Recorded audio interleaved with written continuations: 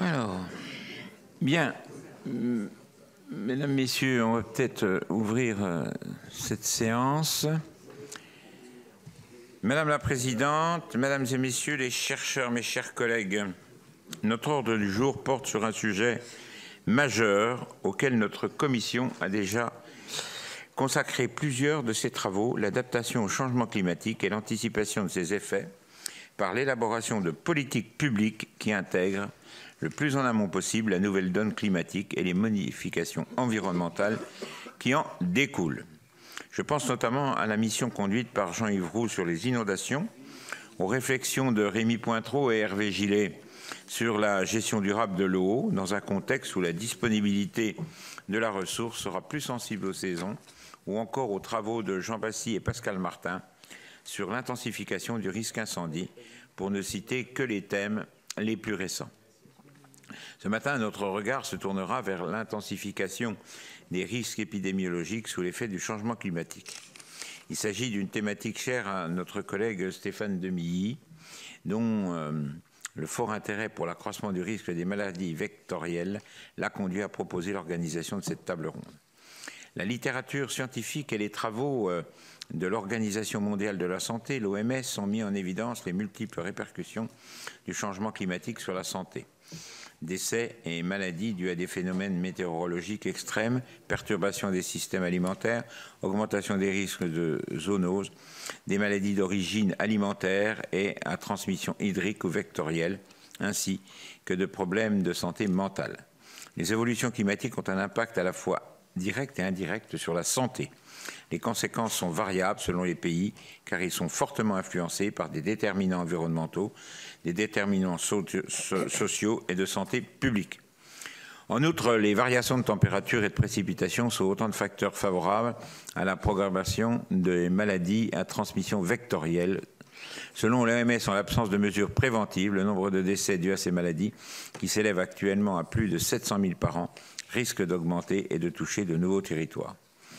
Nous parlions tout à l'heure du frelon asiatique. L'implantation du moustique tigre en France dans plus de 70 départements répond aux mêmes logiques d'infestation territoriale du fait de conditions climatiques favorables et de l'intensification des échanges intercontinentaux. Cet insecte fait peser de sévères menaces pour la santé humaine puisqu'il peut transmettre le virus Zika, la dengue ou le chikungunya. Mais si le moustique tigre est bien identifié par le grand public, il existe d'autres menaces à bruit imputable au changement climatique avec l'intensification du risque épidémiologique. L'histoire sanitaire de l'humanité est jalonnée d'épidémies qui ont fortement marqué les populations et entraîné des baisses drastiques de la démographie. Le XXIe siècle ne fait pas exception à ces tendances de long terme, avec notamment le syndrome respiratoire aigu sévère, le virus H1N1, connu sous les noms de grippe porcine, la fièvre hémorragique, mais également, je ne l'apprends à personne, le Covid, qui a maintenu confiné plus de la moitié des habitants de la planète. Force est de constater que les progrès de la médecine ont toujours un temps de retard par rapport aux nouveaux virus émergents, dont les capacités de propagation peuvent être fulgurantes. Pour évaluer la recrudescence des risques épidémiologiques et la manière dont préparer notre système de santé à ces nouvelles pressions, nous avons le plaisir d'accueillir Madame Brigitte Autran, présidente du comité de veille et d'anticipation des risques sanitaires, professeure émérite à la faculté de médecine Sorbonne Université. Monsieur Didier Ménard, professeur des universités, praticien hospitalier, chercheur à l'Institut de parasitologie et de pathologie tropicale de Strasbourg, spécialiste du paludisme. Madame Anna Fayou, professeure en entomologie médicale à l'Institut Pasteur, chef de l'unité Abovirus et insectes vecteurs. Monsieur Thierry Lefrançois, directeur du département système biologique du Centre de coopération internationale en recherche agronomique pour le développement, membre du COVARS.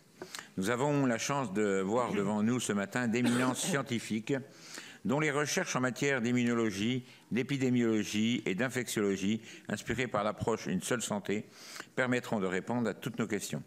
Afin d'amorcer les échanges avec la Commission, j'aimerais que vous nous présentiez la nature des risques épidémiologiques auxquels nous faisons face aujourd'hui en France et à leur probabilité de survenance, mais également que vous évoquiez notre capacité à les anticiper et les outils dont nous disposons pour les éliminer. Je pense notamment à l'action du COVARS, de l'Institut Pasteur et de l'ensemble de notre écosystème de recherche. Pourriez-vous dresser un bilan de lutte antivectorielle et nous indiquer les points de vigilance que vous surveillez particulièrement? Les autorités sanitaires et les médecins sont-ils suffisamment sensibilisés à ces problématiques? Que nous a appris le Covid des forces et faiblesses de la capacité de notre système de santé à répondre à ces menaces? Quelle épidémie faut-il craindre et comment les anticiper dans une France à plus de 4 degrés centigrades en 2100? Je ne serai pas plus long afin de laisser le temps aux échanges à travers les habituelles séries de questions. Je donne en premier lieu la parole à Stéphane Demilly et propose ensuite qu'à titre liminaire, chaque intervenant nous présente en 5 minutes le fruit de ses recherches ou de son expérience en lien avec la question que je viens de vous poser. Stéphane, tu as la parole. Merci Monsieur le Président, mes chers collègues, chers invités. Attends, parce que je t'ai coupé la parole. Voilà. Je suis ravi que notre Président ait accepté l'idée de cette table ronde qui me trotte dans la tête depuis longtemps. Je ne voudrais pas d'emblée plomber l'ambiance, mais le sujet que nous allons aborder est un sujet grave et c'est un sujet qui, à mon avis, est très sous-estimé. Sujet auquel je m'intéresse sérieusement depuis un litige personnel avec un moustique africain, combat que j'ai failli perdre contre ce super poids plume de 5 mg. Expérience qui alimente votre modestie et votre discernement. Ce sujet grave est celui des conséquences sanitaires potentielles du réchauffement climatique, sujet que j'ai d'ailleurs abordé à Bucarest il y a 3 jours lors de l'Assemblée parlementaire de la francophonie.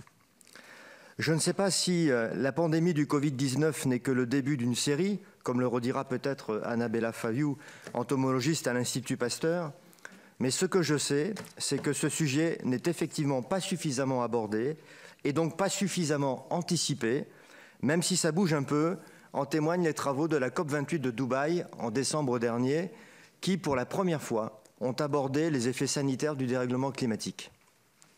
S'il est naturellement difficile de prédire les épidémies d'une ampleur équivalente à celle du Covid, de très nombreux spécialistes craignent une multiplication des pandémies liées au réchauffement climatique. C'est d'ailleurs ce qu'a rappelé Valérie Masson-Delmotte, climatologue au CEA et experte du GIEC, lorsqu'elle a remis les diplômes aux nouveaux doctorants formés à l'Institut Pasteur. Il suffit d'ailleurs d'observer le Pakistan, où les infections liées au paludisme ont été multipliées par 4 après les inondations dévastatrices de l'année dernière, atteignant 1,6 million de cas selon l'OMS. Ou encore de suivre l'actualité du Malawi, où le cyclone Freddy, ayant provoqué en quelques jours l'équivalent de 6 mois de précipitations dans ce petit pays de l'Afrique de l'Est, a généré une augmentation spectaculaire des cas de paludisme. Dans ces 2 pays, les eaux stagnantes ayant naturellement créé un terrain de reproduction idéal pour les moustiques porteurs de la maladie. Ce matin, nous pourrions parler des travaux menés par des scientifiques danois, belges et britanniques qui ont calculé, à partir d'une analyse de l'eau de fonte des glaces, que le changement climatique entraînera la libération de 100 000 tonnes de microbes dans l'environnement. Nous pourrions également évoquer l'étude publiée dans la revue Nature pour les anglophiles, de janvier 2022, indiquant que la fonte du permafrost pourrait libérer dans l'atmosphère de fortes doses de bactéries, virus et microbes. Ou de cet autre article de la même revue scientifique américaine, affirmant qu'au cours des 50 prochaines années, des milliers de virus passeront d'une espèce animale à l'autre et feront émerger de nouvelles maladies transmissibles à l'homme. Avec une conclusion aussi laconique que glaçante du biologiste Colin Carlson, enseignant-chercheur à l'université de Georgetown, qui nous disait « Les résultats de cette étude sont effroyables et urgents ». Alerte confirmée par son collègue Gregory Albery, qui affirme tout de go, je cite, « Nous apportons la preuve que dans les décennies qui viennent, le monde sera non seulement plus chaud, mais aussi plus malade », s'appuyant sur la conviction qu'au moins 15 000 transmissions virales entre espèces pourraient avoir lieu d'ici 2070. Non, ce matin, nous allons juste parler, si j'ose dire, nous contenter de parler de pandémies qu'on connaît bien.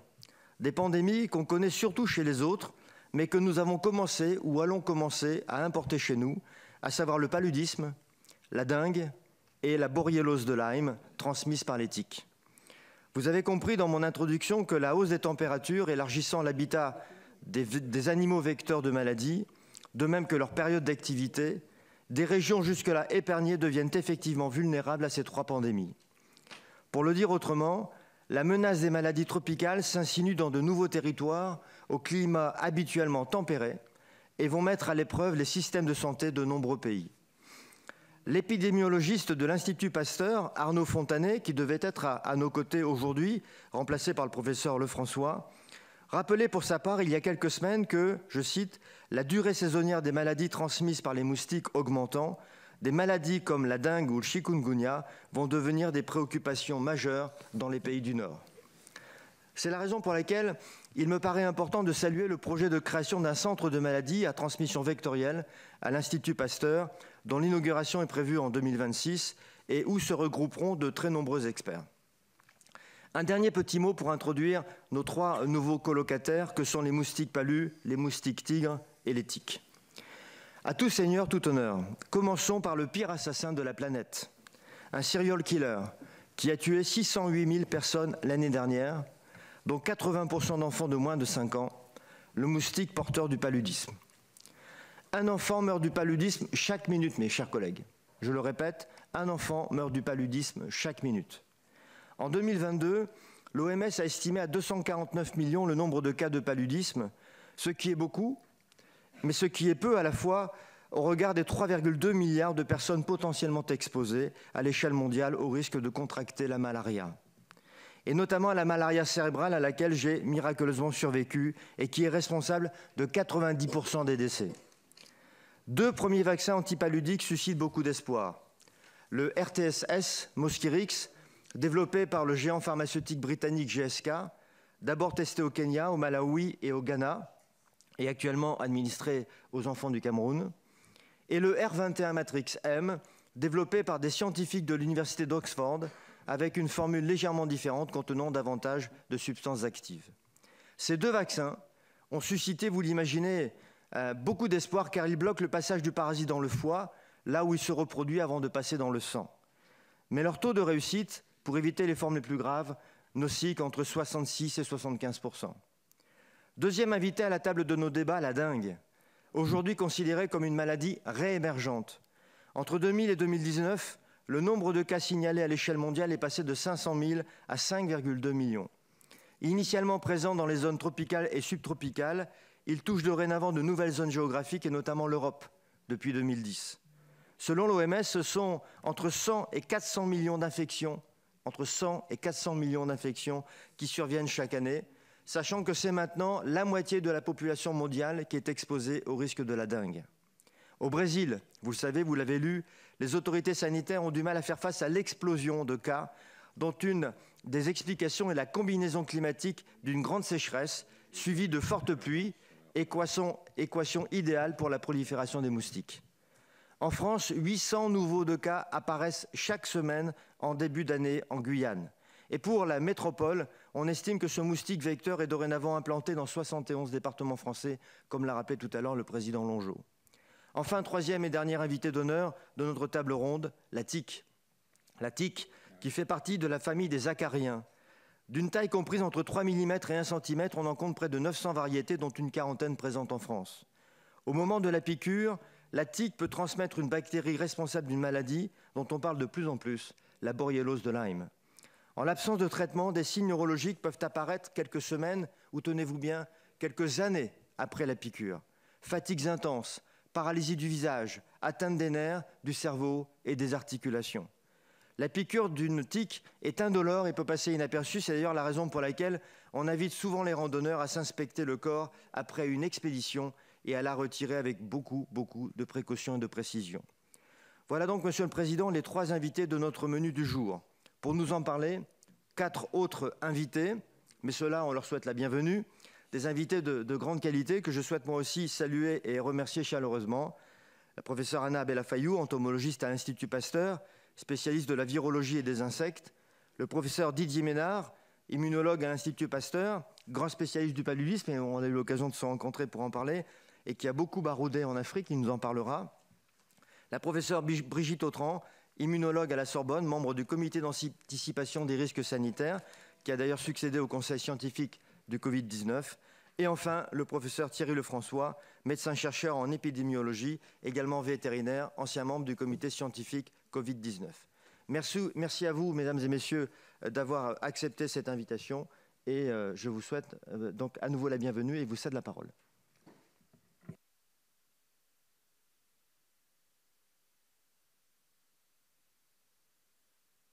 Monsieur le Président, Mesdames, Messieurs les sénateurs, Monsieur Demilly, merci beaucoup de votre invitation.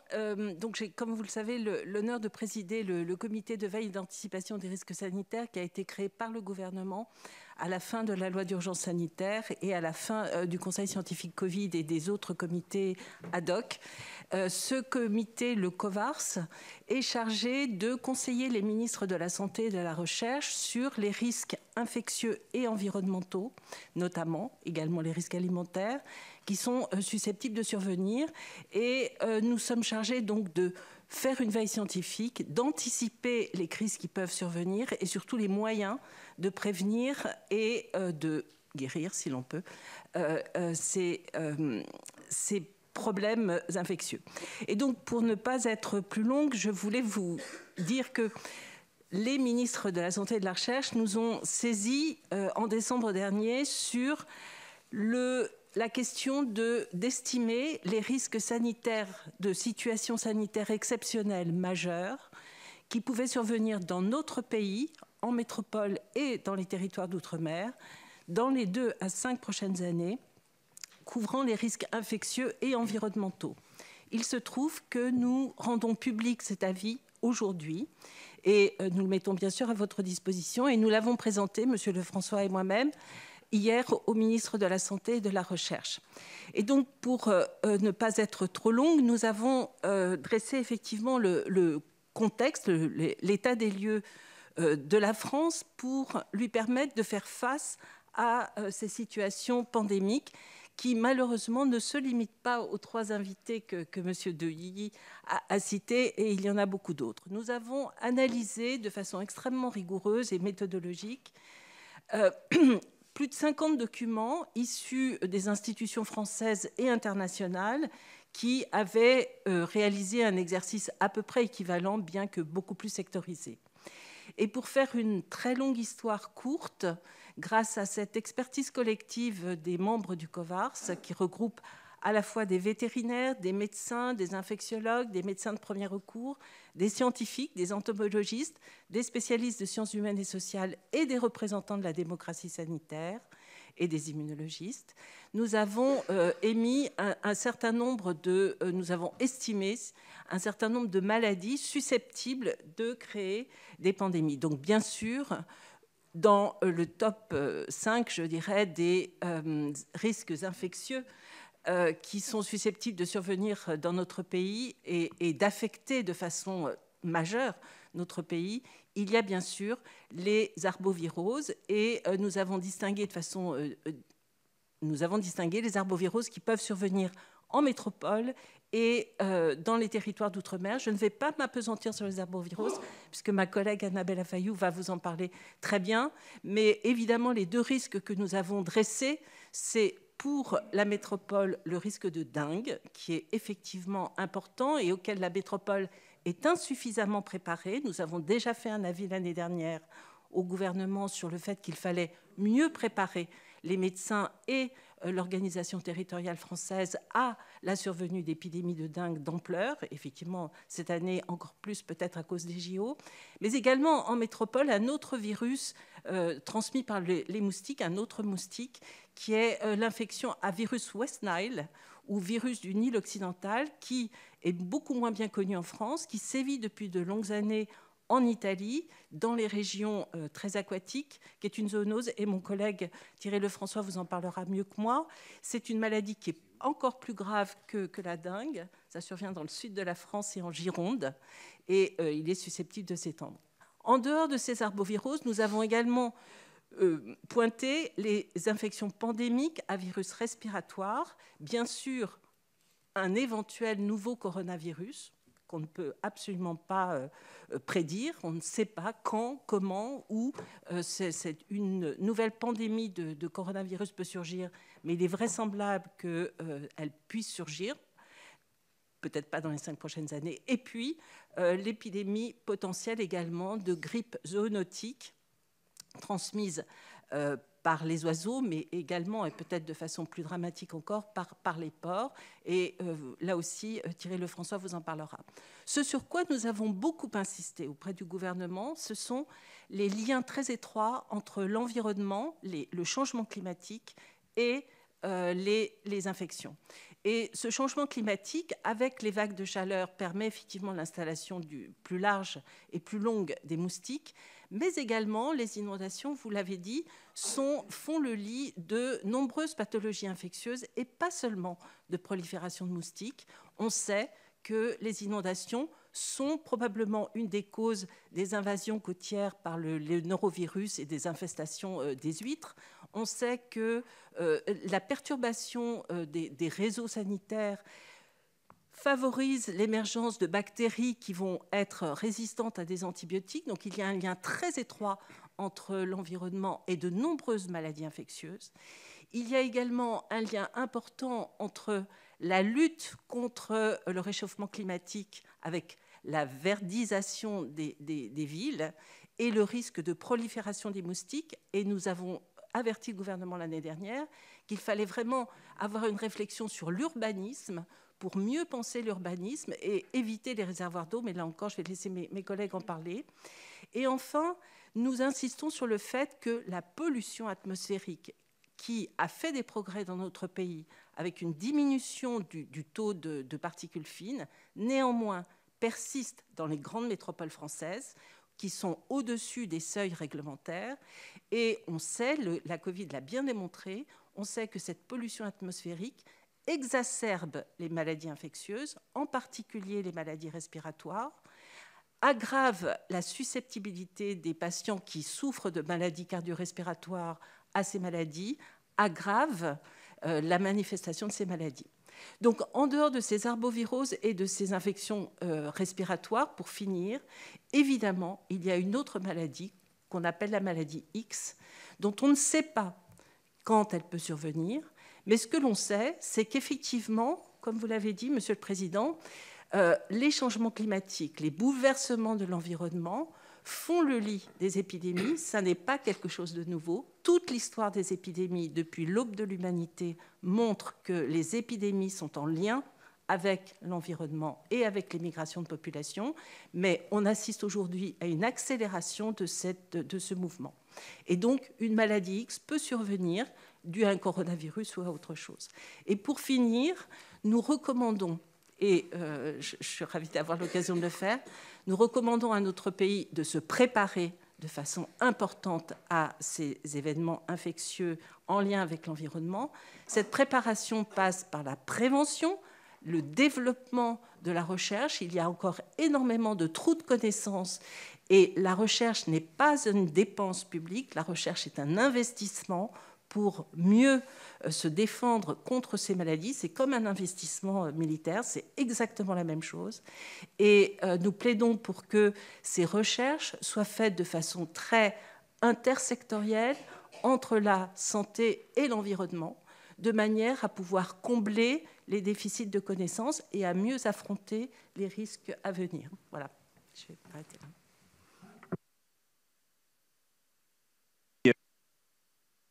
Pour mes collègues, vous trouverez effectivement l'avis du comité de veille sur 10 metteurs. Hein, vous avez l'ensemble des éléments évoqués. Voilà, je ne sais pas qui prend la parole. Eh bien, allez-y. Merci. Je vais compléter en fait par quelques points. Surtout pour mettre en évidence en fait cette interconnexion que vous avez appréhendée rapidement entre santé humaine, santé animale, environnement et écosystème en général. Alors, dans les risques infectieux que Brigitte Autran a cités, que nous avons hiérarchisés dans le top, soit en termes de probabilité d'introduction ou de développement, soit en termes d'impact, On a cité influenza zoonotique, nouveau coronavirus pandémique, West Nile, il y a fièvre Crimée-Congo, vallée du Rift, fièvre jaune, rage, qui sont tous des zoonoses, donc maladies qui sont transmissibles à l'animal et à l'homme. Et ou alors des maladies vectorielles qui ont été citées, comme dengue, Zika, chikungunya, paludisme, qui ne sont pas obligatoirement des zoonoses en elles-mêmes, mais qui sont vectorisées par des moustiques qui sont sous dépendance forte de l'environnement et des conditions de l'écosystème, induites par les changements anthropiques, par notre action, que ce soit sur le climat ou que ce soit sur la biodiversité. Donc en fait, on a vraiment cette interdépendance qui est évidente sur ces risques sanitaires majeurs. Et les interdépendances sont bien décrites d'un point de vue recherche entre l'effet, par exemple, du changement climatique sur l'introduction de nouvelles espèces dans des niches écologiques nouvelles, la présence de nouveaux réservoirs qui vont se retrouver plus en contact avec l'animal domestique ou l'animal sauvage, les changements dans la répartition du temps de présence des moustiques dans les différentes saisons, aussi en lien avec c'est toujours non déconnecté des changements globaux et de la mondialisation, évidemment, puisque c'est ce qui permet aussi de faire ces mouvements de vecteurs et de réservoirs. Et bien sûr aussi des impacts directs sur la physiologie en fait, de ces vecteurs et de ces réservoirs, mais aussi des pathogènes eux-mêmes, avec éventuellement une activation ou une multiplication plus importante de ces pathogènes. Donc il faut vraiment avoir, une des recommandations principales, c'est de dire qu'il faut avoir une vision intégrée, que ce soit en recherche ou en surveillance, pour essayer de comprendre ces interrelations et quels risques sont majeurs et quels seront les déterminants de ces émergences. Et déterminants qui sont principalement environnementaux au sens large, donc y compris en parlant du socio-écosystème, donc de l'effet de l'homme sur l'environnement. Si je prends un ou deux exemples, et notamment la grippe zoonotique pandémique, je pense que vous avez tous entendu aux informations les questionnements actuellement aux États-Unis avec le virus aviaire qui se retrouve en gros pour la première fois de façon relativement généralisée, en tout cas dans 6 États, 16 élevages chez des ruminants domestiques et dans des élevages où il y a un humain qui a été affecté en infection directe et puis un chat qui a été retrouvé aussi positif. Alors, ce n'est pas nouveau, ça fait sur la grippe aviaire, c'est pour ça que c'est pointé du doigt dans notre rapport.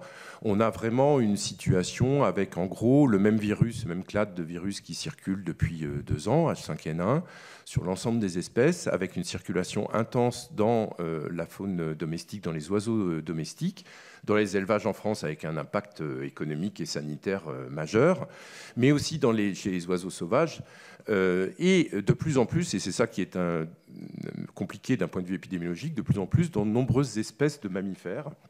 Et bien sûr, ce que l'on craint, c'est une multiplication et une transmission intermammifère qui permettrait au virus de s'adapter et acquérir la capacité d'avoir un récepteur qui lui permettrait ensuite de pénétrer chez l'homme.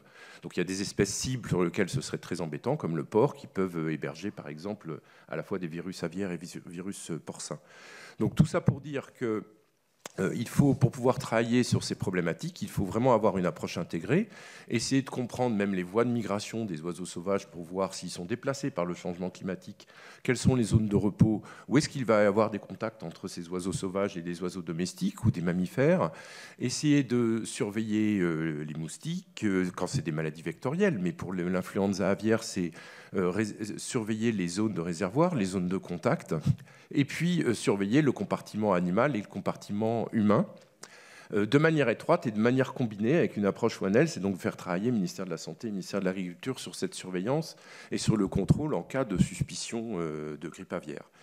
Je prends un autre exemple très rapidement, mais la fièvre Crimée-Congo.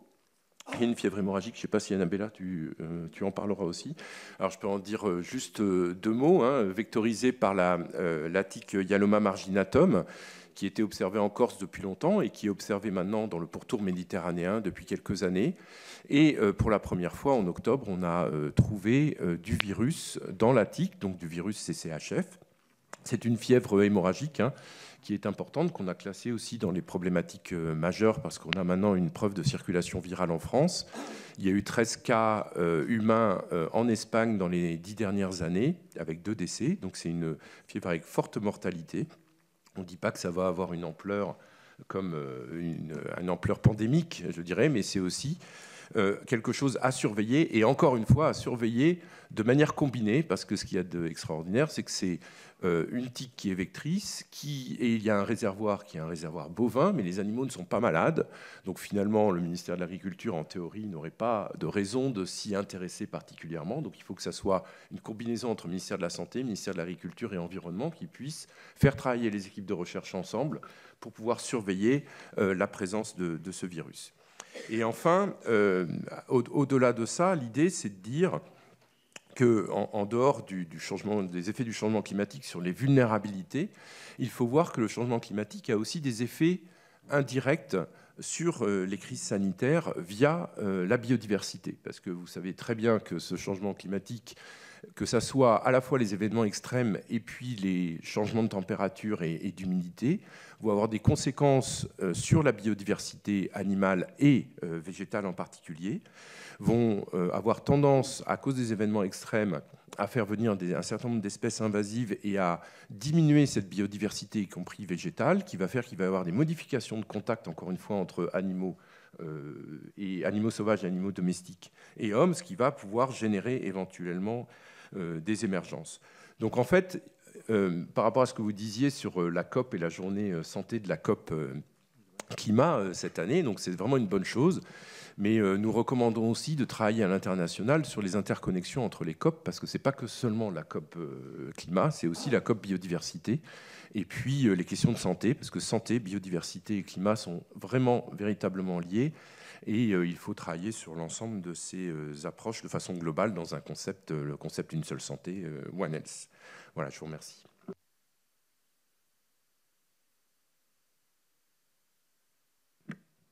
Bonjour à tous. Tout d'abord, merci à M. Longeau, à M. Demilly de nous inviter sur un sujet qui nous tient à cœur. Donc les émergences liées au changement climatique. Donc je suis Annabella Fayou, je suis entomologiste et plutôt mousticologue. Je m'intéresse qu'aux moustiques en lien avec la transmission des virus. Donc peut-être que vous ne savez pas, il y a à peu près 500 virus transmis par des arthropodes, notamment des moustiques. La moitié sont transmis par des moustiques et une centaine sont pathogènes pour l'homme. Et vous voyez qu'avec les épisodes du chikungunya, de Zika et évidemment, il ne faut pas oublier la dengue, on a eu de façon récurrente des cas autochtones de chikungunya, Zika et dengue de l'Hexagone, ces virus étant pris au départ pour des virus qui atteignaient que des populations dans les pays tropicaux. Donc, comme le disaient mes collègues, il y a 700 000 morts chaque année qui sont liées à des moustiques. Le moustique n'a pas l'intention de tuer, mais c'est en fait en prenant du sang, puisqu'il n'y a que la femelle de moustique qui pique, elle va pouvoir absorber du virus. Et ce virus, parce qu'il y a une compatibilité avec le moustique, ce virus est transmis. Et donc la femelle de moustique, quand elle va piquer à nouveau, elle va pouvoir transmettre le virus à quelqu'un qui n'est pas malade et qui va tomber malade. Donc c'est ce qu'on appelle la transmission vectorielle. Donc il y a à peu près 3500 espèces de moustiques dans le monde. En France, on a à peu près 67 espèces, dont une seule espèce qui est le moustique tigre, qui est une espèce invasive. C'est-à-dire, en fait, de par sa biologie, il est capable d'envahir notre écosystème, et l'écosystème urbain et humain, parce que, en fait, à proximité de nous, il n'y avait pas beaucoup de moustiques. C'est pour ça qu'il y a eu un choc. C'est-à-dire qu'il faut qu'on s'adapte à ces moustiques qui n'ont pas eu de compétition pour pouvoir s'installer à côté de nous. Donc pourquoi il a pu faire ça? C'est parce qu'en fait, ce moustique est capable de pondre des œufs qui peuvent supporter la sécheresse et les basses températures de l'hiver. La sécheresse, c'est-à-dire qu'un œuf de moustique, du moustique tigre, peut survivre à sec pendant des mois, parfois des années. Et c'est comme ça qu'en fait, ce moustique passe d'un continent à l'autre. C'est comme ça qu'il est arrivé en 2004 en France, via l'Italie. Il y a un exemple tout à fait emblématique, c'est que la première tentative de moustique tigre en Europe, c'était en Albanie. C'était en 1979. Parce que l'Albanie était communiste à l'époque, le moustique n'est pas sorti. D'accord? En 1990... C'est bon savoir. En 1990, le moustique est revenu à nouveau des États-Unis dans des pneus usagés à rechapper dans le port de Gênes. Et dans le port de Gênes, ces pneus qui contenaient des œufs de moustiques ont été mis en eau par les pluies et il y a eu une prolifération de moustiques à la bonne saison. En 1990, il a traversé la frontière en 2004 et vous voyez que 20 ans après, il est quasiment partout dans toutes les régions en France. Donc ce moustique, il va rester parce que sa biologie va lui permettre de rester. Il va coloniser tous les espaces qu'il pourra et surtout des espaces en fait urbains à côté de nous parce que son site privilégié, c'est de pondre dans de l'eau, dans des petits contenants d'eau relativement propres. À la différence d'un autre moustique qui vit aussi à côté de nous, qui est le moustique Culex, qui est celui qui vous pique dans le métro. Ce n'est pas le même, d'accord? Donc, ce moustique qui pique dans le métro, il peut être vecteur du virus West Nile. Le moustique que vous avez dans votre maison, dans vos vases à fleurs, dans vos gouttières bouchées, dans vos petits soucoupes sous les pots de fleurs, c'est le moustique Ting. Il est reconnaissable avec ses pattes rayées, noires et blancs. Et ce moustique, il a la particularité en fait de pouvoir prendre du sang sur l'homme. Parce que ces 3500 espèces de moustiques, il n'y a que 15% qui piquent l'homme. Les autres espèces de moustiques ne piquent pas l'homme, ils piquent les animaux sauvages. Donc on s'intéresse qu'à ceux qui vivent à côté de nous, qui sont capables de pouvoir provoquer des épidémies et par la suite des pandémies, à l'exemple de ce qui s'est passé avec le chikungunya et Zika. Donc ce moustique, en fait, il va être à côté de nous. Il est à l'origine chaque année maintenant des cas autochtones de dengue. Vous avez des cas autochtones de dengue chaque année dans le sud de la France. Vous n'avez pas de cycle qui est établi dans le sud de la France. Donc les cas autochtones sont liés à des cas importés qui viennent de l'extérieur.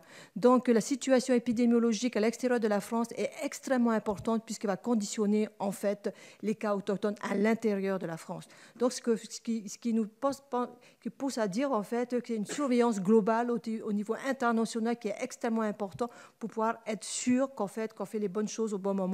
Parce que ces moustiques ne colonisent pas les mêmes gîtes. Donc la lutte antivectorielle ne va pas être faite de la même façon si on s'adresse à des moustiques qui vivent dans des eaux sales ou dans des stations d'épuration que dans des moustiques qui vivent à côté de nous dans des vases à fleurs. Donc voilà, si vous avez des questions par la suite, je suis disposée à y répondre. Merci beaucoup.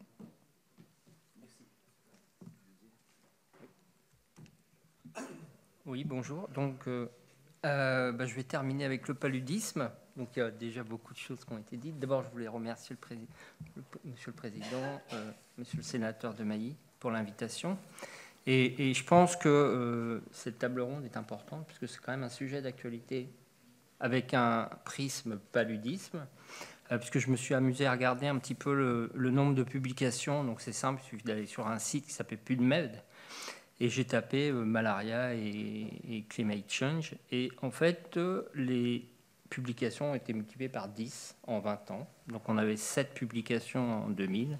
Et là, on a quasiment 80 publications en 2023. Autre point aussi important, c'est le dernier rapport de l'OMS. Donc c'est le World Malaria Report. Donc c'est un rapport qui est publié tous les ans par l'OMS concernant le paludisme. Et là, c'est la première fois où il consacre un chapitre entier sur le changement climatique. Et dans ce chapitre, en fait, il déclare qu'il s'agit d'une des menaces pour la santé auxquelles a faire face l'humanité qui semble très, très importante. Alors, on ne va pas partir dans le côté, comment dire, on ne va pas s'affoler, hein, c'est sûr que le changement climatique, enfin les facteurs environnementaux et climatiques vont avoir un impact sur la transmission du paludisme. Mais maintenant, le problème, c'est qu'il nous manque quand même un certain nombre de données. Et en particulier, si j'insiste sur un point, c'est peut-être le manque de collaboration ou d'échange entre les experts du paludisme et je ne sais pas si c'est climatologue, si c'est le nom, ou, enfin les gens spécialistes ou les géographes ou des choses comme ça. Et en fait, il faut intégrer ça, c'est que le changement climatique dans le cadre du paludisme est une menace, mais alors je parle surtout d'une menace concernant l'objectif d'élimination, hein. C'est-à-dire qu'on se place dans ce concept où on cherche à éliminer le paludisme. Et moi, en particulier, je travaille justement à développer des outils et à faire de la surveillance pour voir l'efficacité des outils mis en place pour éliminer le paludisme. Et le changement climatique, ça risque d'entraver un peu l'élimination du paludisme. Alors, si on fait le point un peu sur ce qui est dit, c'est qu'il y a des avis qui sont complètement divergents. Il y en a qui disent, certains experts disent que ça n'aura aucun impact sur notre action, notre lutte contre le paludisme, alors que d'autres disent que ça aura un impact majeur, et en particulier un impact sur ce qu'on appelle les co-déterminants. Mais ça, on pourra y revenir un peu plus tard. En fait, la difficulté du paludisme, c'est que je pourrais vous résumer ça, c'est pas une maladie, c'est des maladies. Et en fait, c'est des contextes épidémiologiques qui créent une situation qui est complètement différente, que ce soit entre les continents, que ce soit même à l'intérieur d'un pays, même à l'intérieur d'une région. L'exemple, il y avait des sites d'études au Sénégal suivis par l'Institut Pasteur. En fait, ils avaient 2 villages à 5 km de distance avec des niveaux de transmission complètement différents. Et en fait, il n'y avait que 5 km. Donc voilà, il faut prendre en compte tous ces aspects. Je ne vais pas revenir sur les chiffres du paludisme, si ce n'est que je peux ajouter que c'est l'Afrique. Le paludisme, c'est l'Afrique, c'est 95% des cas.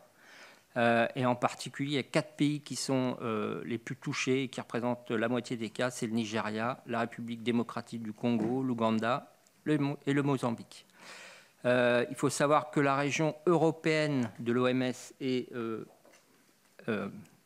est exempte de paludisme depuis 1975. Bon, c'est vrai qu'il y a quelques cas autochtones, mais c'est pareil, c'est des cas d'importation avec une transmission qui ne dure pas, en fait, qui s'éteint assez rapidement. Autre point, c'est peut-être des chiffres importants, c'est le financement. Donc, je ne sais pas si vous avez une idée du budget qui est alloué globalement à la lutte contre le paludisme. C'est 4 milliards de dollars. Et d'après les experts, il faudrait doubler ce budget pour être efficace. À côté du changement climatique, je veux juste vous parler de 4 menaces qui sont importantes et sur lesquelles je travaille beaucoup. C'est d'abord une menace qui vient du parasite. Alors, il y a des souches de parasites qui ont muté et qui ont éliminé des gènes, sans être trop compliqué, qui codent pour des protéines qui sont détectées par les tests de diagnostic rapide. Donc, vous imaginez qu'on a des faux négatifs. Une personne a le paludisme, on fait un test, il est négatif, mais en fait, elle a le paludisme. Et ça, c'est un gros problème. Et ces parasites-là sont surtout présents dans la corne de l'Afrique et sont en train de s'étendre en Afrique. La deuxième menace, c'est la résistance aux antipaludiques. Bon, ça, c'est ma spécialité, on va dire. Et donc, on a trouvé donc, des parasites résistants au traitement le plus efficace que l'on a en Afrique. Bon, c'est apparu en Asie depuis 10 ans, à peu près une dizaine d'années, un peu plus, une quinzaine d'années. Et là, on a trouvé des parasites résistants aux antipaludiques qui datent d'il y a 5-6 ans. Donc ça, c'est une grosse menace. Pour l'instant, les traitements restent efficaces, mais ils sont sous la menace que de nouvelles résistances apparaissent qui font que les traitements soient absolument plus efficaces. Troisième menace, c'est la résistance des vecteurs aux insecticides. Bon, je vais pas, il y a des chiffres, mais c'est très, le nombre de vecteurs résistants aux insecticides et à différentes classes d'insecticides est en augmentation, en particulier en Afrique. Et puis la quatrième menace qui me paraît importante, c'est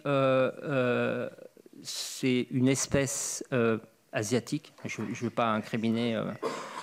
Qui vient d'Inde, une espèce qui s'appelle Anopheles, parce que le vecteur du paludisme, c'est l'Anophèle, qui s'appelle Anopheles stephensi, qui est en train d'envahir l'Afrique. Ça passe aussi par la corne de l'Afrique, on en a découvert au Ghana. Et le problème de cette espèce, c'est d'abord qu'elle est résistante aux insecticides, enfin, elle a une bonne résistance aux insecticides, et surtout qu'elle est capable de se reproduire et de se multiplier dans un environnement urbain. Donc en fait, c'est une espèce qui est capable de créer des épidémies de paludisme dans les villes. Et c'est ce qui est arrivé en Éthiopie il n'y a pas très longtemps. Sachant que le vecteur classique du paludisme est plutôt un vecteur, je parle sous ton contrôle, hein, c'est un vecteur rural qui se passe au niveau rural. Voilà. Si on fait le point sur climat-paludisme, donc les variables importantes à prendre en compte, c'est la température, les précipitations et l'humidité. Et on sait que ces facteurs-là, en changeant, peuvent modifier la transmission du paludisme. Mais on a des données qui montrent que en fait, cette relation n'est pas linéaire. Ce n'est pas parce qu'on a plus de température qu'on aura plus de transmission, ou plus de pluie qu'on aura plus de transmission. C'est beaucoup plus compliqué que ça.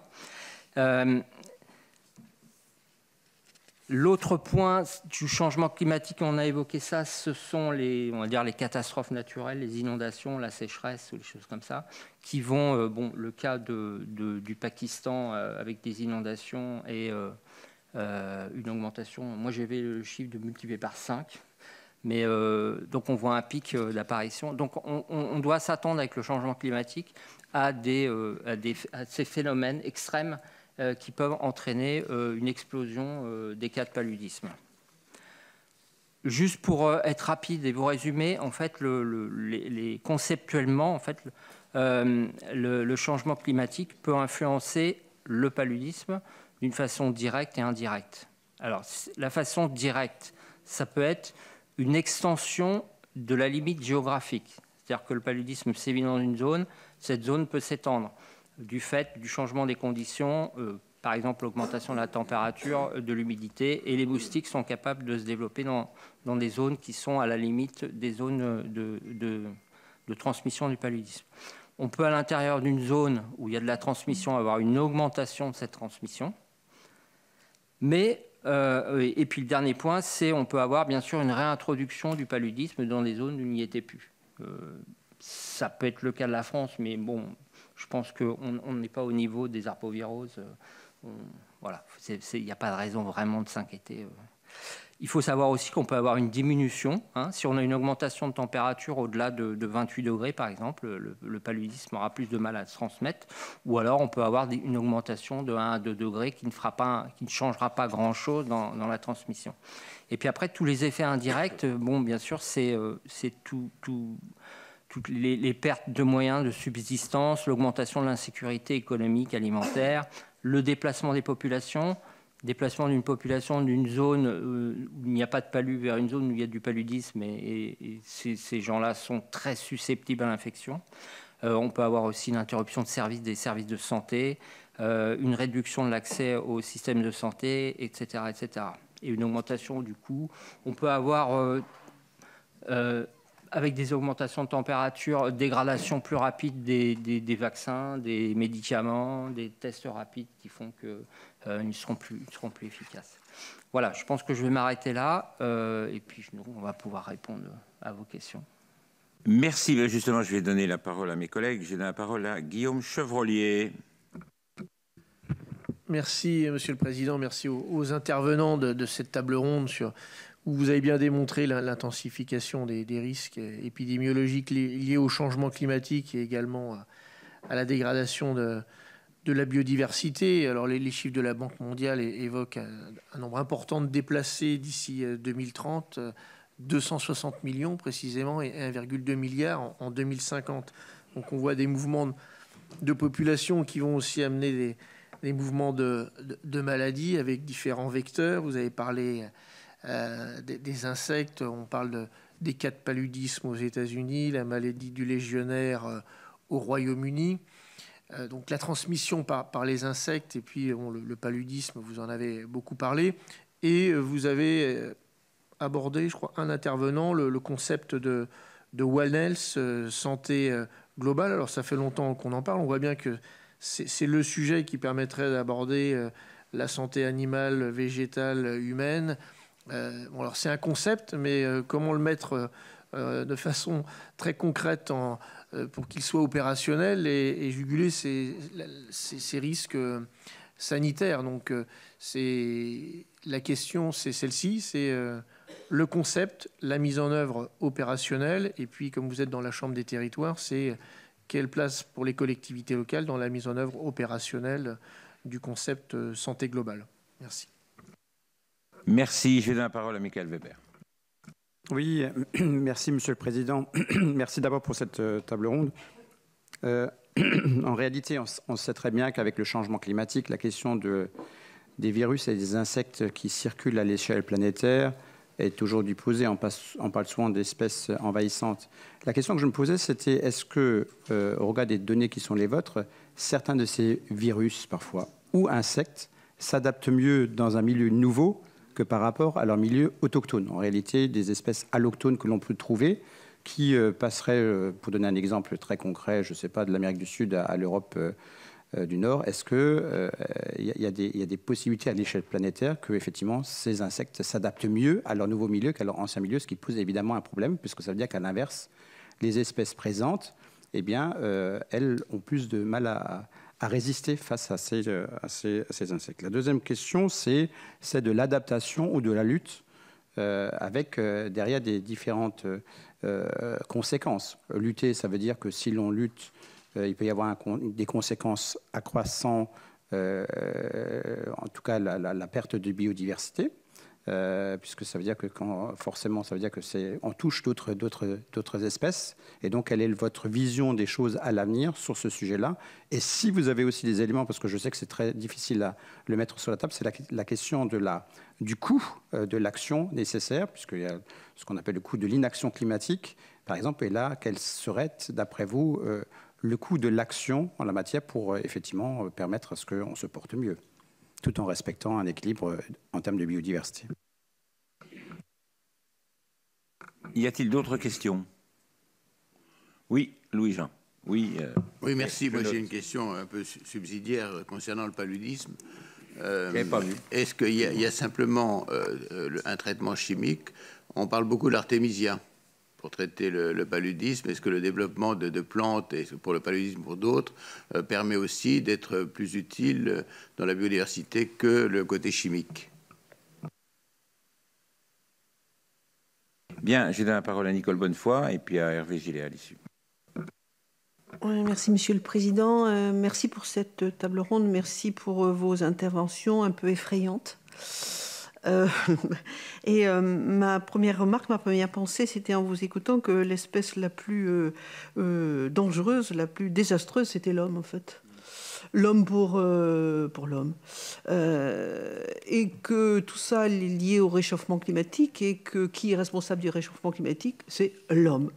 Donc, et l'homme qui, pour autant, ne se remet pas tellement en question. Hein. On a vu avec le Covid, il fallait penser le monde d'après. Qu'est-ce qu'on a fait depuis la crise du Covid ? J'ai l'impression qu'on recommence sans arrêt la même chose. Et donc, c'est affligeant. Et moi, enfin, je parle pour moi, là, moi qui suis une femme politique, je me dis, mais que font les politiques ? Donc, mis à part réduire les moyens, on voit sur le réchauffement climatique la nécessité qu'on a au regard de l'urgence à prendre des décisions courageuses et on s'aperçoit qu'en fait c'est l'inverse qui se passe. Il y a quelques décisions de prise mais elles sont largement insuffisantes. Et il est responsable des modes d'élevage, vous l'avez dit tout à l'heure, hein, la production intensive, etc. Enfin, bref. Donc, je ne vais pas refaire le détail.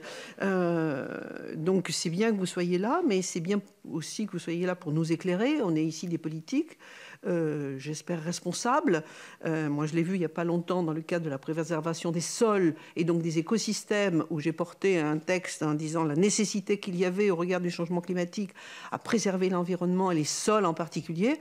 Et compte tenu de la crise agricole, il m'a été répondu que ce n'était pas le moment. Donc, je considère, moi, qu'au contraire, c'est largement le moment et il y a longtemps que c'est le moment. Et donc, il y a nécessité à ce que les politiques soient plus courageux qu'ils ne le sont jusqu'à aujourd'hui. Donc, je ne sais pas si vous pourrez me répondre, mais ma question est celle-ci. Que devraient faire les politiques si ils s'emparaient de cette question de façon courageuse, en matière de prévention, en matière de recherche, etc. quoi. Merci pour vos réponses. Merci. J'ai donné la parole à Hervé Gillet. Merci, Président. Pour prolonger la question de Nicole, et en soulignant effectivement l'intérêt de cette table ronde, on voit que le COVARS aujourd'hui est peut-être pas suffisamment connu d'ailleurs, et on a du mal à voir de quelle manière des propositions peuvent s'inscrire aussi, même si c'est modeste et c'est des premières briques, dans des politiques territoriales.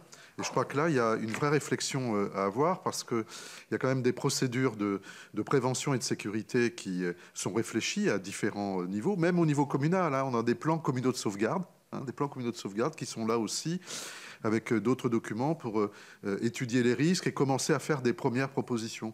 Et moi, je crois beaucoup à ces petites briques qui, petit à petit, essayent de constituer une action de prévention globale. Et donc, il y aurait un intérêt, je crois, à ce qu'il y ait des premières propositions qui permettraient d'inscrire dans des politiques de prévention à différents niveaux. Déjà, alors, on sait que sur le moustique-tigre, il commence à y avoir des mesures de prévention qui sont globalement un peu entendues, mais sans doute pas suffisamment. Mais rien qu'à ce niveau-là, il faut effectivement avoir, je pense, une position plus forte aujourd'hui, et peut-être des propositions vraiment très claires à négocier, discuter avec les collectivités territoriales. On a aussi au Sénat une délégation aux collectivités locales et territoriales, et ça peut faire partie de propositions très concrètes qu'on peut essayer effectivement de mettre en œuvre, parce que comme vous l'avez souligné au niveau de la dengue, du chikungunya, ils sont là, ça y est. Je crois qu'il y a quand même un risque majeur que la dengue aujourd'hui prolifère sur notre territoire, et donc il faut qu'on commence à agir. Et puis, ça, c'est pour tout ce qui est partie des collectivités, mais en termes de procédure, c'est aussi de voir comment, au niveau sanitaire aussi, notre système de santé s'adapte aussi par rapport à ces nouveaux enjeux. Peut-être que vous pouvez nous apporter aussi quelques éclairages complémentaires sur ce sujet. Je vous remercie. Merci. Je vais donner la parole à Marta de Cidrac. Merci, Président. Merci beaucoup pour vos différentes interventions, et j'avoue que, comme ma collègue Nicole Bonnefoy, j'ai trouvé vos discours quelque peu alarmants. Mais sans revenir sur les questions qui vous ont déjà été posées, évidemment, sur le volet purement territorial, vous êtes ici devant des sénateurs, donc ça nous intéresse effectivement d'avoir votre vision sur la capacité des territoires à faire face à tout ce que vous avez décrit, à l'échelle aussi d'un pays, la France, à l'échelle aussi du continent européen, mais plus globalement, puisque les chiffres que notre collègue Demy, que je remercie pour cette table ronde, a évoqués, concernent en fait la planète tout entière. Et dans vos propos, les uns et les autres, vous avez évoqué les autres continents.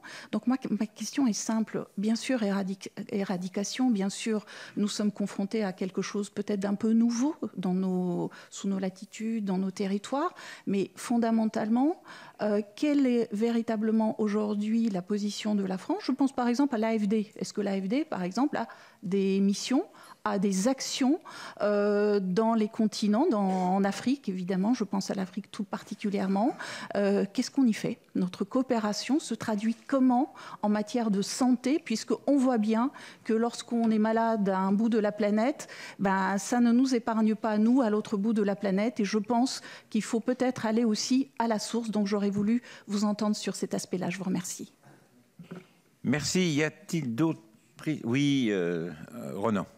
Oui, merci, Président. Je pense qu'effectivement, c'est une excellente initiative de Stéphane Demy de nous avoir proposé cette table ronde. D'abord, peut-être dire que sur cette approche One Health, une seule santé, on est quand même culturellement extrêmement en retard en France. Pour vous donner une idée, le Grand Muséum d'Histoire Naturelle à Washington a plusieurs salles d'exposition que sur One Health. Et c'est vraiment quelque chose d'assez frappant, la différence d'approche et de prise en compte de cette logique One Health entre la France et d'autres pays dans le monde, notamment les États-Unis. Après, on est vraiment devant une difficulté majeure, c'est-à-dire qu'il y a le moment d'alerte, mais il y a quand même le fait qu'on n'a pas toutes les solutions devant nous, que le moustique-tigre, on va devoir vivre avec, on ne va pas l'éradiquer, qu'on a des injonctions contradictoires, c'est-à-dire qu'il est certain que végétaliser les villes, potentiellement, ça peut attirer des moustiques, mais d'un autre côté, si on les végétalise pas, on va mourir de chaud. Donc, ça ira pas mieux en termes de santé publique. Donc, vraiment, c'est là que sont nos difficultés majeures. Ce qui m'amène finalement, et ça fait écho évidemment à d'autres questions, notamment celle d'Hervé juste avant, c'est que finalement, notre première question, elle est quand même sanitaire. C'est-à-dire, c'est la capacité de dimensionner nos services de santé sur ces maladies émergentes, parce que en termes d'environnement, au-delà du fait de dire qu'on va essayer de garder un environnement en bon état, je ne vois pas bien où est-ce qu'on va pouvoir limiter finalement le risque de diffusion, puisque ces moustiques-là sont là pour longtemps et qu'on va pas... On peut toujours mettre de l'insecticide partout, mais le désastre et les autres conséquences seront encore plus désastreuses. Donc moi, je voudrais peut-être qu'on recentre sur l'aspect sanitaire, les moyens de l'action publique en termes sanitaires, et c'est peut-être là-dessus qu'il faut effectivement se préparer. Merci. Je vais donner la parole à Simon Ozona. Merci Monsieur le Président, merci à notre collègue Demilly, merci aux intervenants. J'avais deux questions. Donc, je suis sénateur du Morbihan, c'est le deuxième département breton colonisé par le moustique tigre après l'Ille-et-Vilaine. Alors, on voit bien les rapports de l'ARS qui est désormais chargé de ce travail. Moi, j'avais quelques questions sur ces points particuliers, à savoir, en écho aux propos que vous avez tenus, est-ce que les ARS vous sollicitent effectivement ? Parce que vous avez insisté avec beaucoup de justesse sur ce travail entre la santé, la dimension environnementale, la dimension aussi agricole. Et de quelle manière elles vous sollicitent, ces ARS. Deuxième question, on le voit notamment en Bretagne, mais je pense que c'est le cas ailleurs, beaucoup de sites un peu générateurs sont notamment ceux qui stockent des pneus, par exemple. Alors, est-ce qu'il y a là-dessus des démarches de sensibilisation, d'information ? Parce qu'encore une fois, il ne s'agit pas de créer la panique, bien sûr, mais quand on lit dans les rapports élimination probable, est-ce que vous pensez que c'est réaliste ? Je fais écho à des propos tenus par certains de nos collègues, parce que quand on vous écoute, on se dit que c'est sans doute un vœu pieux. Et puis, dernière question sur les Outre-mer. Est-ce que vous pouvez nous faire un point de situation ? On va être amené là dans un autre cadre à une mission d'information entreprise et climat, mais à nous rendre sur site là dans une dizaine de jours. Et on voit bien que les préoccupations sont quand même très fortes sur ces territoires qui sont souvent les territoires français aux avant-postes. Donc merci par avance pour vos éclairages. Merci. Je donne la parole à Georges Naturel. Merci Monsieur le Président et merci en tout cas pour l'organisation de cette table ronde. Alors ça tombe bien parce que je vais faire écho à ce qui vient d'être dit par mon collègue. Bon, on parle de recherche et autres et on fait souvent référence à l'Afrique, mais en tout cas on a la chance en France d'avoir des territoires d'outre-mer. Nous, avec le moustique depuis tout le temps, hein, donc pas de souci là-dessus.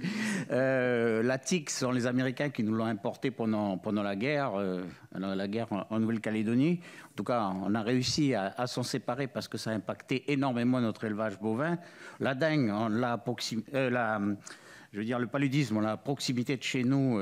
Du reste, ça a été atteint, mais avec un traitement à la nivaquine, je suis aujourd'hui immunisé. Mais en ce qui concerne plus particulièrement le moustique et la dengue ou le chikungunya, de la recherche, on en fait depuis tout le temps avec l'Institut Pasteur, avec tous les organismes de recherche au niveau des territoires du Pacifique. Et puis, bon, j'ai cru comprendre que notre mousticologue doit bien connaître ça, puisque à l'accent, je sens qu'elle vient de Polynésie française. Donc, nos territoires, effectivement, depuis tout le temps, font de la recherche. Je crois que ce qui est important, et ça a été dit tout à l'heure, je pense que les maires, en tout cas, avec notre compétence hygiène et sécurité, c'est notre rôle aussi de faire de la prévention. Et en tout cas, j'entendais dire, on ne peut pas mettre de l'herbe dans nos villes, mais si, il faut le faire. Mais en tout cas, il y a de la prévention à faire auprès de nos concitoyens. Ce n'est pas toujours facile, mais en tout cas, on a un boulot important à le faire. Et nous, on le fait depuis tout temps. La question que je voudrais poser, parce que je pense que chercheur mousticologue d'Alconet, on a expérimenté, nous, en partenariat avec l'université de Melbourne, un procédé qui s'appelle la Wolbachia, c'est-à-dire qu'on a importé, on a produit des moustiques qui ont contré le moustique de la dengue, et ça a été très efficace. Je veux dire, on a aujourd'hui dans l'agglomération, une agglomération de 180 000 habitants sur les 270 000 en Nouvelle-Calédonie. Le traitement s'est fait d'abord dans la capitale, à Nouméa, et ensuite toutes les communes de l'agglomération l'ont fait. Et aujourd'hui, effectivement, on a plus de cas de dengue pratiquement, quoi. On en a encore quelques-uns, mais en tout cas, ça a été très efficace. Alors, ma question, c'est de savoir si cette démarche qui a prouvé son efficacité, je veux dire, peut effectivement être aussi un élément pour effectivement l'arrivée de la dengue dans l'Hexagone. Merci. Est-ce qu'il y a d'autres prises de parole avant que je donne la parole à nos invités pour qu'ils répondent aux nombreuses questions qui ont été posées? Je n'en vois pas. Moi, je voudrais reprendre un peu la question de notre ami Louis-Jean de Nicolaï sur l'artémisia. Est-ce que vous avez un avis sur ce sujet? Pourquoi cette plante n'est pas reconnue ici, et qu'est-ce qui pourrait être fait? Parce que c'est vrai que c'est une question qui m'est souvent posée, de dire mais c'est pas une plante qui est reconnue, alors que c'est une plante très utile pour soigner. Alors, voilà, donc ça c'est une question, et on travaille sur ce sujet. J'essaie d'y travailler un petit peu, et donc j'aimerais bien qu'on me guide, parce que c'est un peu compliqué des fois pour moi. Je sais reconnaître quand j'ai des difficultés et que je ne sais pas résoudre un souci. L'artémisia est une plante complètement reconnue, puisque c'est la base du traitement actuel du paludisme. Le traitement recommandé par l'OMS et utilisé partout dans le monde, c'est ce qu'on appelle des combinaisons à base de dérivés d'artémisinine. C'est-à-dire que c'est un dérivé de l'artémisinine plus un médicament partenaire. Ce dérivé de l'artémisinine est extrait de la plante Artemisia annua. Donc La question, Jean-François, c'est, vous savez qu'il y a ici des tisanes. Il y a l'histoire des tisanes, et je pense que Jean, c'est la question qu'il voulait poser également tout à l'heure. C'est qu'il y a tout un débat pour savoir si effectivement la tisane froide ou chaude, donc avec cette plante donc de l'artémisia, permet de lutter préventivement ou curativement contre le paludisme. Puisqu'il y a les fameuses maisons de l'artémisia qui sont venues nous rencontrer. Oui, mais là vous me mettez dans une position difficile. Je ne recommande pas de prendre une tisane pour se traiter d'une crise de paludisme. Je recommande d'utiliser un ACT. Maintenant, je ne vais pas être... enfin, je veux dire, on peut mener des études avec avis du comité d'éthique, permettant d'évaluer l'activité de tisane. Oui, je ne suis pas contre, mais j'attends les données, j'attends les résultats, et que ça soit publié dans des journaux sérieux. Voilà. Merci. Je laisse répondre à mes collègues. Je vais peut-être prendre la parole sur les questions un peu générales et notamment liées à la relation avec les politiques et notamment le COVARS. Vous avez tout à fait raison, Madame la sénatrice, l'homme est responsable du changement climatique. Il n'y a absolument aucun doute là-dessus, mais la question est, peut-on limiter le nombre d'hommes sur la planète et l'activité humaine sur la planète? Je ne rentrerai pas dans ce débat. Ce que l'on peut faire, c'est évidemment faire de la prévention et limiter au maximum les effets de l'homme sur la planète. Et les politiques ont un rôle majeur, et c'est notre fonction au COVARS d'aider les politiques à prendre des décisions sur des bases rationnelles, scientifiques, solides, validées scientifiquement. Et par exemple, même si ce n'est pas directement le réchauffement climatique, mais ce que j'ai dit tout à l'heure sur la pollution atmosphérique, il y a un progrès. Il y a un progrès indéniable qui est lié au fait que les scientifiques et les médecins ont poussé les politiques à avoir une réglementation sévère, européenne et que la France, petit à petit, arrive à surmonter le niveau, enfin à passer en dessous, pardon, du niveau de toxicité. Et on n'a pas complètement réussi, mais on va dans le bon sens. Donc, nous ne sommes pas là pour vous effrayer, nous sommes là pour vous dire que nous, scientifiques et médecins, nous pouvons vous produire des données qui vous permettent de dire oui, on peut aller dans ce sens-là, utiliser tel traitement ou non, on ne peut pas, par exemple l'hydroxychloroquine, ou quand ça n'est pas prouvé, et vous pousser à établir des réglementations qui vont améliorer les choses. Hein. C'est vraiment notre fonction. Alors, pour ce qui est de la question qui nous a été posée sur les relations avec les communautés et les territoires, donc le COVARS est placé auprès du ministre de la Santé et de la Recherche.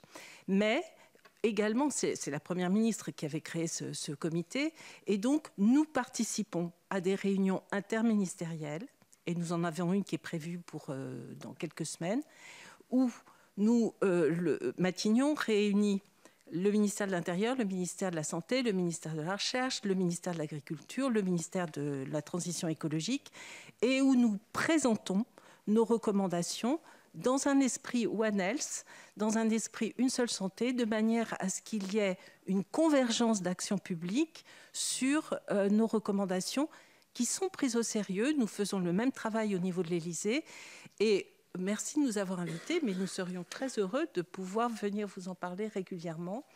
Ce qui est vraiment rassurant, c'est que à la fois vous, politiques, et nous, la société, mais surtout les jeunes, il y a une prise de conscience extrêmement importante de l'urgence de ces questions. Et donc, nous sommes portés par ce mouvement et je crois que les politiques et les gouvernants ont de plus en plus l'attention à cela. C'est vrai que notre capacité à atteindre les territoires n'est pas suffisante en tant que COVARS et qu'il faut imaginer des relais importants. La question de savoir si les ARS nous contactent, c'est plutôt nous qui contactons les ARS. C'est-à-dire que quand nous établissons un avis sur l'infection à West Nile virus, nous contactons l'ARS Aquitaine, nous contactons les différentes ARS concernées. Nous avons contacté pour la grippe aviaire, sur laquelle nous avons émis un avis l'année dernière, les chambres d'agriculture. Donc nous essayons d'avoir un avis au plus proche des territoires. C'est vrai qu'il faudrait qu'il y ait un aller-retour plus important. Nous recommandons également à la Direction générale de la santé d'avoir une action vis-à-vis des ARS, de manière à ce que, par exemple, pour la lutte contre la dengue, et ma collègue vous en parlera mieux que moi, mais la lutte contre la dengue, les territoires français métropolitains ne sont pas suffisamment formés. Et il n'y a pas que la dengue, il y a le West Nile qui n'est pas le même moustique. Et il y a deux façons de lutter contre ces moustiques. Et donc, il y a des ARS qui sont mieux formés que d'autres, dans le sud de la France, en PACA ou en région Aquitaine, mais des ARS comme celle de la Bretagne ou d'autres qui vont être exposées ne le sont pas assez. Et donc, ce que nous préconisons au niveau de la DGS, c'est qu'il y ait un réseau d'interconnexion entre les ARS qui permettent un partage de connaissances, un partage d'expériences, de manière à ce que l'ensemble du territoire puisse bénéficier des avancées des uns et des autres. Voilà, je ne vais peut-être pas être plus longue sur ces points-là, mais encore une fois, merci de votre invitation qui est très précieuse. Oui, je peux peut-être enchaîner sur les questions spécifiques One Health. Alors certes, maintenant c'est un mot à la mode, mais ça fait en fait quand même plusieurs dizaines d'années qu'on travaille sur ces approches-là. Hein. Moi, quand je travaillais au Burkina sur la trypano et sur la transmission entre les mouches tsetse, les porcins, les animaux sauvages, et en fonction du changement climatique, de la végétation, etc., je faisais du One Health, et je ne suis pas le seul, enfin Annabella en faisait, etc. Donc l'activité d'approche intégrée de la santé, notamment sur les maladies infectieuses émergentes et vectorielles, en recherche, c'est vraiment quelque chose qui est assez ancien. La particularité, c'est que je pense que c'est quand même une des leçons du Covid, ça a remis en lumière cette interconnexion entre biodiversité, climat et santé. Et c'est quand même en soi une bonne chose. Après, vous savez, l'historique du One Health et une seule santé, il y a eu plein d'autres concepts, Eco-Health, Planetary Health, etc. On ne va pas s'y attarder trop. L'important, c'est que maintenant, il y a une définition internationale qui a été donnée par la quadripartite, c'est-à-dire les organisations internationales, l'OMS, l'OMSA, c'est l'Organisation mondiale de la santé animale, la FAO et l'UNEP, le Programme des Nations Unies pour l'environnement, qui sont mis ensemble et qui ont créé un comité d'experts One Health, dont le premier rôle a été de définir ce que c'était que l'approche One Health.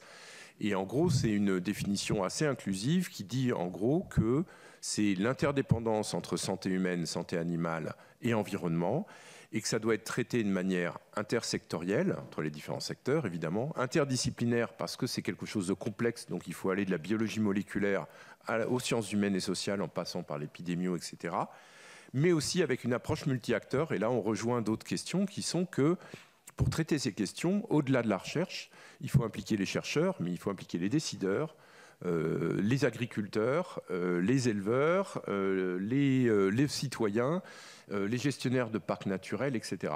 Et c'est absolument comme ça que ça peut se mettre en œuvre de manière concrète. Alors comme c'est une approche complexe, évidemment, à un moment, il faut la faire redescendre, et c'est au niveau du territoire, au niveau local, qu'on arrive à la faire redescendre de façon le plus évidente. Mais dans ce cas-là, il faut travailler sur une problématique spécifique. C'est-à-dire faire du One Health, c'est pas rester dans les nimbes. Faire du One Health, c'est avoir une approche intégrée. Donc en gros, quand on s'intéresse à la problématique, par exemple, TIC sur un territoire, eh bien, il faut réunir l'ensemble des acteurs qui apportent de la compétence en termes de One Health, c'est-à-dire ce que je disais, agriculteurs, éleveurs, médecins, pharmaciens, vétérinaires, chercheurs, politiques, etc. Et traiter une question spécifique dans une approche intégrée, en reconnaissant la compétence des autres à apporter quelque chose de complémentaire à sa propre compétence. C'est comme ça qu'on fait du One Health. Et c'est comme ça que ça peut être vraiment décliné dans les territoires.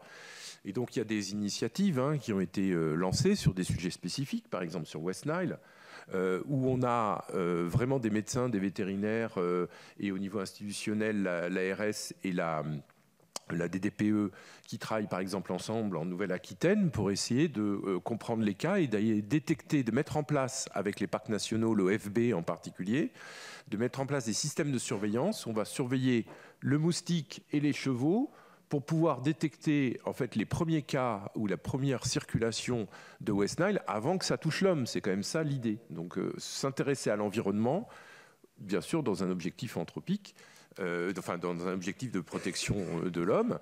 Et c'est comme ça qu'on peut travailler sur les territoires et ça se fait. Il y a des réflexions en ce moment pour savoir si les comités territoriaux de santé ne pourraient pas avoir une approche un peu plus intégrée One Health. C'est pas que santé humaine, c'est-à-dire pas s'intéresser qu'à l'homme, mais bien s'intéresser à la santé animale, à la santé des plantes et à la santé de l'écosystème. Et l'objectif, et ça rejoint une autre question qui a été faite, c'est sur la question de l'homme responsable de toutes les activités. L'objectif, c'est de travailler sur ce que j'ai appelé à un moment des socio-écosystèmes qui seraient en bonne santé, des écosystèmes dans lesquels l'homme est présent, parce qu'on ne va pas se séparer complètement de la nature, au contraire, mais essayer de concevoir des socio-écosystèmes en bonne santé et dans lesquels on arbitre les choses avec des valeurs équivalentes entre santé humaine, santé animale et santé de l'environnement, globalement. Voilà. Quant est-ce que la France est en retard sur le One Health ? Plus ou moins. C'est-à-dire qu'il y a des choses qui ont été développées dans d'autres pays. D'un point de vue institutionnel, par exemple, le Sénégal a un conseiller One Health du président. Bon, est-ce que c'est la meilleure solution ? Je ne sais pas. Dans plusieurs pays d'Africains, il y a des plateformes One Health qui ont été créées, plateformes institutionnelles, et qui ont un certain pouvoir auprès, en général, de la primature. En France, on peut dire que le COVARS a été créé, c'était une décision post-CS Covid, de décision de la présidence et de la première ministre, qui a été de dire on veut créer le COVARS avec une approche intégrée One Health. Et on a écrit un papier là-dessus, sur cette approche-là. Donc il y a des initiatives en France qui existent. La France a poussé à cette création du comité d'experts One Health, le LEP, et la France, le ministère des Affaires étrangères, a été pushy pour cette création. Donc on a des choses qui se font en France. Et l'AFD, en tant que banque pour le développement, finance pas mal de programmes dans le domaine One Health. Alors on veut Enfin, moi, travaillant au CIRAD, on en a un certain nombre, on aimerait toujours qu'il y en ait plus, évidemment, et je pense qu'à Pasteur, c'est pareil. Il n'empêche quand même qu'il y a pas mal de financements en cours. On avait, il y a quelques années, un projet qui continue, qui s'appelle Santé Territoire, qui a été développé au Sénégal, au Bénin et au Cambodge, au Laos, qui visait justement à comprendre les socio-écosystèmes en bonne santé. Et puis dernièrement, on a eu à la suite de... la création de l'initiative Présode pour prévention des émergences zoonotiques qui a été décidée au One Planet Summit par le président de la République il y a 3 ans maintenant et qui est financée à hauteur de 30 millions par l'AFD et 30 millions par le ministère de la Recherche. Et la composante de financement AFD, et ça répond bien à cette question, vous avez raison, cette problématique des émergences pandémiques, c'est une problématique mondiale, on ne peut pas s'y intéresser uniquement en France. Et ce financement AFD est fait justement pour qu'on développe des actions de terrain dans les pays, que ce soit Afrique, Amérique ou Asie, dans lesquels il y a des hotspots d'émergence et dans lesquels l'idée c'est de travailler beaucoup plus sur la prévention plutôt que sur la préparation simplement aux émergences. Donc on a des financements, on peut toujours faire mieux, et si on veut faire mieux, en fait c'est bien ça l'objectif de Présode, mais aussi de ce qu'on recommande dans le COVARS, c'est qu'il faut se mettre le plus possible en prévention, même s'il faut aussi s'assurer que le système de santé fonctionne et est capable d'accueillir une émergence. Mais plus on se mettra en prévention, plus on va alléger le système de santé du bruit de fond en fait, de toutes les problématiques cliniques, et plus on accueillera facilement des émergences, et plus on se mettra en prévention pour les émergences, plus on aura des outils, que ce soit des outils de surveillance ou des outils de diagnostic ou de contrôle. Je veux répondre à la question sur la triade virus, moustique et homme. L'adaptation qu'il peut y avoir par rapport en fait, au moustique et le moustique par rapport à l'environnement. Sachant qu'en fait, les virus, on se focalise essentiellement sur la dengue. La dengue, en fait, c'est un virus qui affectait les animaux. Donc, c'était principalement au sein d'un cycle sauvage dans les forêts d'Afrique et d'Asie du Sud-Est. C'était que faisait intervenir donc des singes et des moustiques qui ne piquent pas l'homme, des moustiques zoophiles. La question de savoir à quel moment en fait ce virus est sorti de la forêt pour pouvoir infecter des animaux domestiques et ensuite l'homme. Donc tout ce processus en fait qui est à l'étude de voir comment est-ce qu'un virus s'adapte à de nouveaux moustiques et comment des nouveaux moustiques peuvent coloniser un espace qui est nouveau. Donc d'une part, ça va être l'impact des activités humaines sur la modification de l'environnement de ces sanctuaires de circulation de virus et notamment tout ce qui est la déforestation, les changements de pratiques agricoles, l'élevage et tout ça, qui vont être des endroits où va avoir lieu ces émergences parce qu'on va simplifier le système vectoriel avec un hôte et un moustique qui s'adapte à ces environnements qu'on a changés. Alors qu'au départ, le réservoir dans les forêts était beaucoup plus dense, une grande biodiversité. C'est pour ça qu'en fait, les initiatives comme Présode, qui vont investiguer au niveau des forêts et quels sont les virus potentiellement capables d'émerger des forêts, ça c'est extrêmement important parce qu'aujourd'hui, ce qu'on fait, on pense les plaies. On va regarder ce qui ne marche pas et on essaie de faire en sorte que ça soit à peu près bien. Alors que l'origine de la question est vraiment dans ces forêts, des sanctuaires, et de comprendre quels sont les facteurs qui ont permis la sortie de ces virus de la forêt. Donc c'est pour ça qu'en fait, la santé globale, la santé mondiale, on est tous dans la même planète et donc forcément ce qui se passe en Chine, en Amérique du Sud, en Afrique, ça nous concerne. Donc forcément, en fait, le développement des outils est important. Par exemple, le virus de la fièvre jaune a été isolé pour la première fois en 1927. Et aujourd'hui, on voit qu'il y a une résurgence, même une réémergence de la fièvre jaune en Amérique du Sud et en Afrique. Mais à l'époque, en 1927, on était capable de pouvoir détecter la fièvre jaune. Donc, pour dire, c'est une illustration comme quoi les outils qu'on développe vont permettre la détection de certains pathogènes. Donc, au fur et à mesure que ces outils vont se développer, on va détecter des pathogènes qu'on n'a jamais vus. Donc, c'est pas parce qu'ils viennent d'arriver, mais en fait, ils étaient là, mais qu'on les voyait pas. Donc, forcément, on est environné de pathogènes, et à nous à essayer de comprendre qu'est-ce qui s'est passé pour que cet équilibre soit bouleversé et que finalement, ils affectent l'homme. Et notamment les virus de moustiques et la dengue.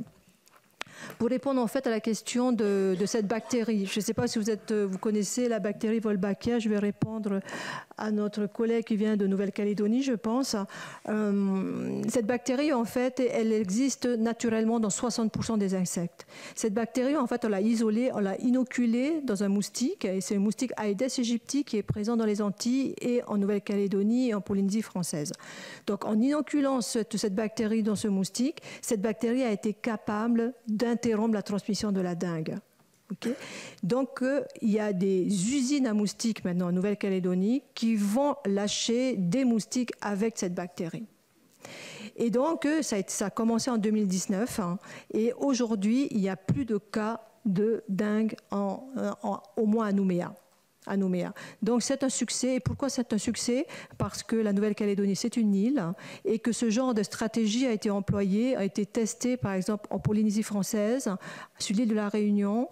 Il y a aussi la technique du mal stérique qui est testée à la Réunion, également en Guadeloupe, pour avoir une preuve de concept que ça marche bien parce qu'il n'y a pas de recolonisation possible. Donc, on peut évaluer l'efficacité d'une stratégie.